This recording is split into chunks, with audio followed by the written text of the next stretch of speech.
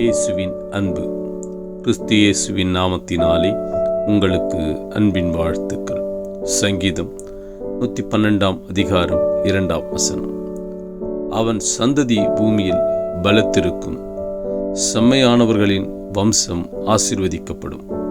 பிரியமானவர்களே, வேதம் சொல்லுகிறது, உன் சந்ததி பூமியிலே பலத்திருக்கும் என்று. இன்று கர்த்தர் உனக்கு வாக்கு பண்ணுகிறார். இந்த பூமியிலே உன் சந்ததி பலத்து இருக்கும். நீ கவலை கொள்ள வேண்டாம்.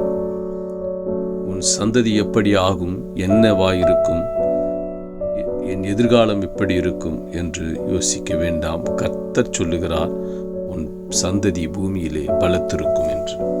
யாருடைய சந்ததி பூமியிலே பலத்திருக்கும்? வேதம் சொல்லுகிறது, கர்த்தருக்கு பயந்து அவர் கட்டளைகளை கை கொள்ளுகிறவர்களுடைய, அவர் வேதத்தின்படி வாழ்ந்து அவர் சொல்லுகிற வார்த்தைகளை, அவர் கட்டளைகளை கீழ்ப்படிந்து அதன்படி நடக்கிறவர்களுடைய சந்ததி பூமியிலே பலத்திருக்கும். நீ கர்த்தருக்கு பிரியமாய் வாழ்ந்து அவருடைய கட்டளைகளுக்கு கீழ்ப்படுகிறபடியினால் உன் சந்ததி இந்த பூமியிலே பலத்திருக்கும் என்று கர்த்தர் என்று வாக்கு பண்ணுகிறார். செம்மையானவர்களின் வம்சம் ஆசீர்வதிக்கப்படும். உன் இருதயம் எப்படி இருக்கிறது? இருதயத்தில் சமாதானமும் சந்தோஷமும் இருக்கிறதா?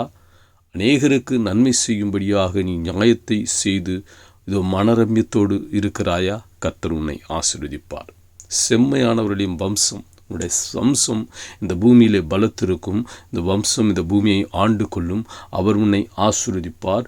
நீ கையிட்டு செய்கிற காரியங்களில் தேவன் ஆசீர்வாதத்தை கட்டளையிடுவார். எனவே உன் சந்ததியை குறித்தும் உன் குடும்பத்தை குறித்தும் நீ கவலை கொள்ளாதே. கர்த்தர் உன் குடும்பத்தையும் உன் சந்ததியும் தேவன் ஆசீர்வதித்து இந்த பூமியிலே பலத்திருக்கும்படி செய்வார். ஆமென்.